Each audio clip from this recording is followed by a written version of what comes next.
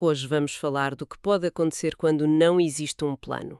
E não é só uma questão de cumprir a lei. Exatamente. Muitas organizações, sejam empresas, escolas, até lares de idosos, estão tão focadas no dia a dia que se esquecem de planear para aquele dia em que tudo pode mesmo correr mal. É verdade.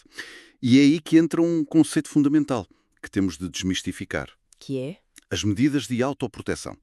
E é crucial perceber que não estamos a falar de um documento, um calhamaço de papel para ficar numa gaveta a ganhar pó. Certo. Pelo contrário, as medidas de autoproteção são, na verdade, um organismo vivo. Um conjunto de procedimentos de organização, de gestão da segurança, que se integra na vida do edifício. Gosto dessa ideia de organismo vivo. E quais são, digamos, os princípios vitais desse organismo? Bem, são essencialmente dois. O primeiro é garantir que todas as condições de segurança contra incêndio em edifícios, Aquelas que vêm do projeto original? precisamente, as portas corta-fogo, os detectores, as vias de evacuação, garantir que tudo isso se mantém funcional ao longo do tempo. Não basta existir, tem de funcionar. E o segundo? O segundo, e talvez o mais dinâmico, é assegurar que existe uma estrutura humana, uma equipa pronta para dar a primeira resposta a uma emergência. Alguém que sabe o que fazer antes mesmo de os bombeiros chegarem. É isso mesmo. É essa a garantia. Ok, vamos então a um cenário prático. Um alarme de incêndio soa num edifício sem um plano destes. O que é que acontece naqueles primeiros minutos? O caos. E não é um exagero. É um caos perigosamente real. Como assim? A primeira reação é a desorientação. Depois o pânico instala-se e contagia.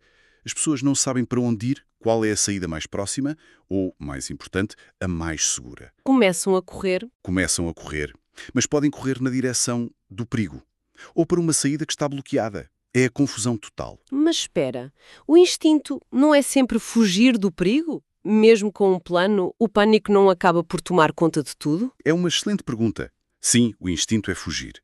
Mas um plano transforma essa fuga cega numa evacuação consciente. Sem plano, as pessoas correm. E nessa correria desorganizada, o risco de quedas, de pisadelas, de ferimentos que não têm nada a ver com o fogo, dispara. Pois. Com um plano, as pessoas são guiadas. Há colaboradores que sabem indicar o caminho, que verificam se ficou alguém para trás. O plano não elimina o medo, mas canaliza-o para uma ação que salva vidas. A diferença é abismal. Portanto, o plano combate a desinformação, que no fundo é o que alimenta o pânico. Exatamente. O desconhecimento é um risco gigante. E não é só para os visitantes. Os próprios colaboradores, sem treino, podem tomar decisões fatais. Como, por exemplo, Tentar usar um elevador, que é uma armadilha no incêndio, ou voltar para trás para ir buscar bens pessoais. Depois, claro, há os equipamentos. os extintores. Os extintores, as bocas de incêndio. Um extintor na parede pode dar uma falsa sensação de segurança. Mas a verdade é que a maioria das pessoas não sabe usar um, ou qual usar para cada tipo de fogo. Podem até piorar a situação. Podem piorar a situação, sim. Um plano garante que há pessoas designadas e treinadas para essa primeira intervenção crucial. E o património. O edifício, os equipamentos, enquanto as pessoas tentam salvar-se, o que acontece ao espaço físico. Pois, isso é outro ponto. Um pequeno foco de incêndio, talvez num quadro elétrico, algo que o podia ser resolvido em segundos por alguém treinado? Com o extintor certo. Exato. Em 3 ou 4 minutos isso pode escalar para algo incontrolável para não profissionais. O que era um susto transforma-se na destruição de tudo. Equipamentos, documentos e, no pior caso, a própria estrutura do edifício. Ok, vamos aprofundar isto. Para além do perigo imediato, existem consequências que chegam mais tarde, mas que podem ser igualmente devastadoras, certo? Sem dúvida. É a segunda onda do desastre. A primeira consequência é legal e administrativa, e temos de ser muito claros nisto. Sim. Ter medidas de autoproteção implementadas e válidas não é uma boa prática, é uma exigência da lei para quase todos os edifícios. A falta delas é uma infração. E quem é que fiscaliza isso? A entidade máxima que fiscaliza e valida estes planos é a Autoridade Nacional de Emergência e Proteção Civil. E a falta de um plano aprovado por eles resulta em quê? Numa advertência? Resulta em coimas. E podem ser coimas pesadas, que fazem moça no orçamento de qualquer organização. Mas, honestamente, isso é o menor dos problemas. O que é que pode ser pior que uma coima pesada? O que acontece se houver um acidente? Se um incêndio, mesmo pequeno, causar feridos ou danos graves, aí entramos no campo da responsabilização civil e criminal. É criminal? A sério? Quer dizer que um gestor pode mesmo enfrentar uma pena de prisão por não ter um plano de segurança? Incomensuravelmente mais sério. A negligência na implementação de medidas de segurança obrigatórias, se daí resultarem danos para alguém, pode levar a acusações criminais diretas contra os gestores. E aí os custos financeiros, pronto, tornam-se secundários. Uau! E depois, claro, há o Tribunal da Opinião Pública. A reputação. A confiança. Exatamente. A confiança não queima, evapora-se. E perde-se quando um jornalista pergunta: havia um plano de evacuação? E a resposta é: num silêncio. Quando os clientes ou os familiares percebem que a segurança não era de facto uma prioridade, reconstruir isso é quase impossível. Então, como é que uma organização pode evitar este cenário? Qual é o caminho certo? O caminho é ver a segurança não como um custo, mas como um processo. Um processo contínuo. Nós gostamos de pensar nisto como um ciclo de segurança, assente em 3 pilares fundamentais. Um ciclo de segurança. Gosto disso. Qual é o primeiro pilar?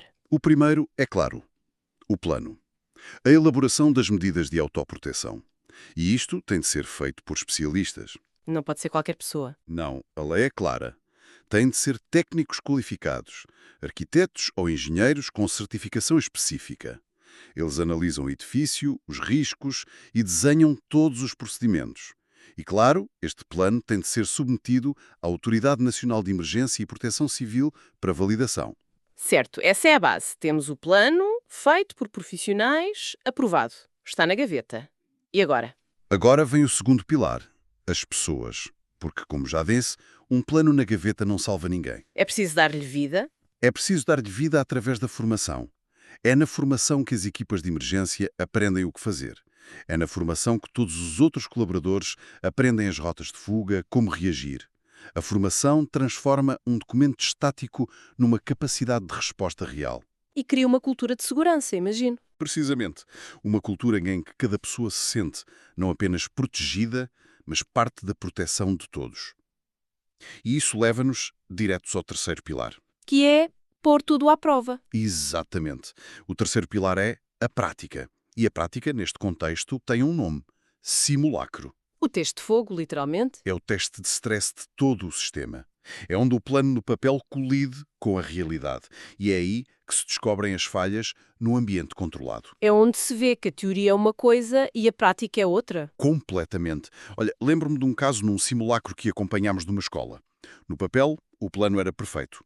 O ponto de encontro para os alunos de um pavilhão era um portão nas traseiras. Sim. Durante o simulacro, soou o alarme, os alunos chegam ao portão e estava trancado à chave. Não pode ser. O diretor, que no cenário do exercício estava fora numa reunião. Foi um momento de revelação. Uau! Um detalhe tão pequeno que deita tudo a perder.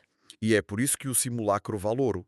Foi aí que perceberam que a chave tinha de estar numa caixa de emergência, junto à porta. São estes pormenores que só a prática revela. A recomendação é fazer pelo menos um por ano. E toda a gente tem de participar. Portanto, a segurança não é um produto, é um processo. Um plano robusto, pessoas bem formadas e prática regular. É isto que faz a diferença. É exatamente essa a fórmula.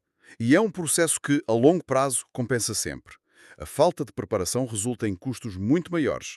A interrupção da atividade, a perda de clientes, os custos legais. Danos irreparáveis na reputação. Exato. Investir proativamente é sempre a decisão mais inteligente. Na nossa experiência, e já implementamos medidas de autoproteção em mais de 2.500 edifícios, o que vemos é que este acompanhamento em todas as fases é o que cimenta a tal cultura de segurança. Esse acompanhamento completo parece ser a chave. A mensagem é clara.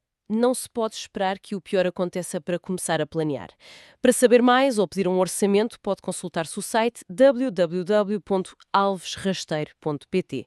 Então, o que podemos reter de tudo isto? A ideia principal é que a segurança contra incêndio em edifícios não é uma despesa ou uma obrigação legal aborrecida. É um investimento ativo na proteção de vidas e na continuidade do negócio. No fundo, é uma demonstração de responsabilidade. Isso deixa-nos a pensar. Falamos muito sobre os planos para a estrutura permanente de um edifício. Mas e os riscos que mudam com as estações do ano? Com a chegada do tempo mais frio, por exemplo, muitas empresas ligam sistemas de aquecimento ou usam aquecedores portáteis. Um plano de segurança verdadeiramente eficaz deve ser estático ou deve ser um organismo vivo capaz de se adaptar a estes hábitos sazonais e aos riscos temporários que eles trazem?